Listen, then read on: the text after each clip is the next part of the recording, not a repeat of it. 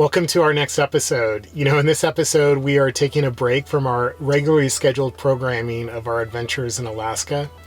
We just recently crossed the 60-day mark of living full-time in our van, and we thought it would be fun to just do a little bit of a review and share 5 things that we have learned from our 60 days on the road. So yeah, we are now in Fairbanks, Alaska. We drove up a couple days ago from Haines, Alaska. It was a beautiful drive. I'll show a little bit of footage here. What really kind of surprised us was just the colorful wildflowers that we saw all along the road. And then it's also true what they say about road construction in Alaska in the summer. We definitely saw a lot of that on the way.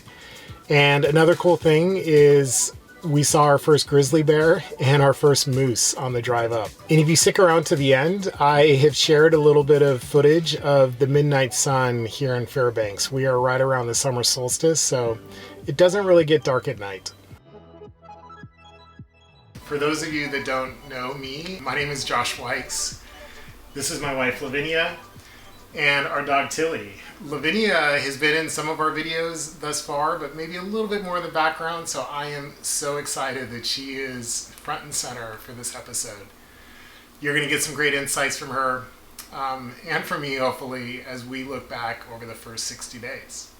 So as we were thinking about putting this video together, we started reminiscing about when the idea of living in a van first came into our minds. We're actually not entirely sure when that happened, but I can say that there was a lot of planning, a lot of research, a lot of watching YouTube videos on van life that went into making all this happen. But the thing is you can put a lot of research in, you can put a lot of spreadsheets together, which trust me, I have done.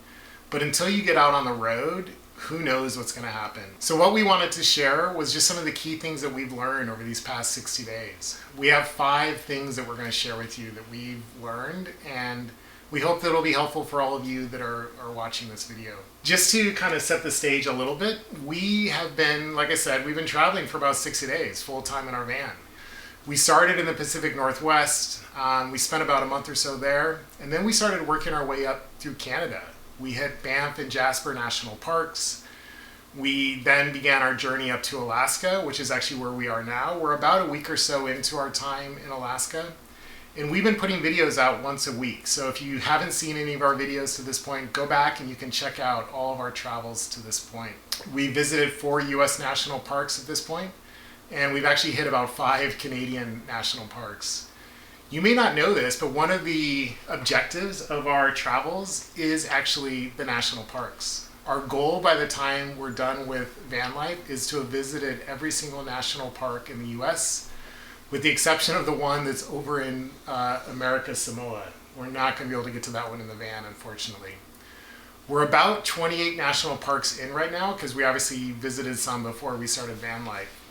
There's a total of 62 parks that we're going to be visiting by the end, and so we've got about 34 or so to go. One of the things that we had to think about as we were planning our trip was Tilly and having a dog with us. And I will say, before we get to our top 5 things here, I will say that having Tilly has done a couple of things for us. One is she just brings a layer of joy into our lives, and so it's just a blessing having her with us. She keeps us a little bit on a routine as we have to take breaks and get her out for walks. We have to, make sure she goes potty and all that kind of stuff. But she just provides mental health for her as well. She's such a sweetheart, and it's just been such a blessing to have her with us. On the flip side, having a dog in a very small space leads to a lot of dirt coming into the van, maybe some odors and some smells coming into the van. But we wouldn't trade that for the world, having her with us. So it's been great. So without further ado, let's get to the top 5 things that we have learned in the first 60 days of van life. All right, so our top 5 things, and there's no real particular order behind these things other than these were the ones that just came to our mind. So number 1 on our list is things fall and move and shift and shake when you are driving the van. And if it's not locked up or secured in some way, it is going to fall and possibly do some damage. We have learned this the hard way. I don't know how many times we thought we had everything locked up, and we're bumping down the road and something goes crash and we look behind and there's my laptop laying on the ground. And so we have learned that you have to check and double check and even triple check. Have we locked all the cabinets? Is everything secured? Is everything off of the kitchen counter? And so that's lesson number 1. Lesson number 2. Everything takes way longer than you anticipate. You can plan it on paper, put it on a spreadsheet, think you've got it down, this many hours for this thing, this many hours for that thing, and you're done. And it doesn't go according to plan. We've been caught by surprise how long laundry takes, or waiting for laundry, or grocery shopping, or any sort of chores that aren't quite as fun. We're trying to get better at planning and adding more time to all these things that we have to do, but it's a work in progress. So lesson number 3, are we calling them lessons? I don't know. So the third thing that we've learned is keeping the van clean is so important. And it takes a lot of effort to keep the van clean, especially the floor. We have this little hand broom that we must sweep the floor at least 3 times a day, if not more.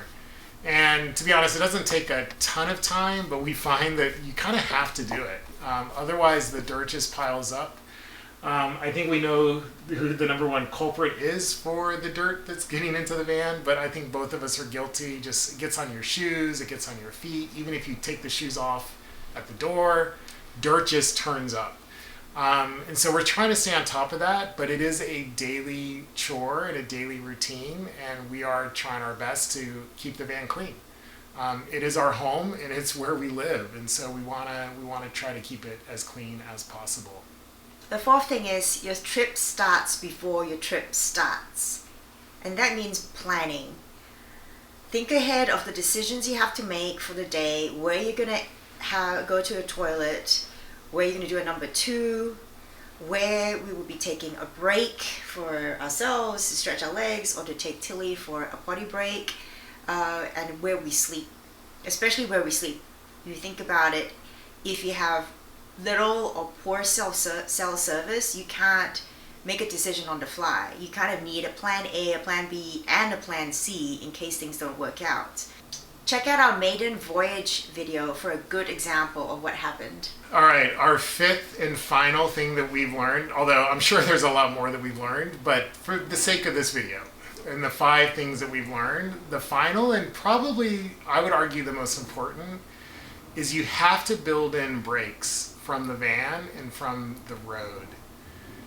Yeah, we could go every day living in the van, and I'm sure that would be great, but I'm also pretty sure that we would reach a burnout point pretty quickly. And so what we've learned is building in those brakes, and one of our most favorite ways to have built in those brakes so far is meeting up with friends along the route and staying at their place. It's just been so much fun, and it's been such a rich blessing for us to just catch up with our friends, have a meal in their kitchen, sit around the table.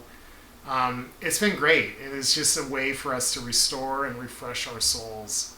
Another way, though, that we are building in those breaks is we are scheduling in some hotel stays. Not all the time, but we're targeting once a month where we just stay in a hotel. Case in point, this isn't a hotel, but we're actually in Fairbanks, Alaska right now, and we are in a small Airbnb, just taking a break. We've been on the road for a few weeks now of just kind of grinding it out day in and day out. And so we're in Fairbanks. We're just getting some R&R in this Airbnb. We're taking time to do laundry, get reorganized, do some planning for some of the next legs of our journey. But it's just so important for just our mental health, our emotional health, and our well-being. So take those breaks. It's okay. You don't have to be in the van every single day. And be strategic about where those breaks are going to be, who are they going to be with, what are you going to do on those breaks. So there you go. Those are the 5 things that we have learned. I can say this, 60 days in, we are still loving this. I think we have, at least I can speak for myself, had the same amount of energy and spark about van life as we did on day 1. We still got a long ways to go. You know, we're targeting doing this life for at least another year or so. And so we've got a lot more miles, But we are still alive. We are still married. Tilly is still with us. She hasn't abandoned us, although, to be fair, I don't think she gets much of a say in the matter. But yeah, hope you've enjoyed this. I hope it gives you a little bit of insight. And as I mentioned, we are in Fairbanks, Alaska right now. And we're also here right around the summer solstice.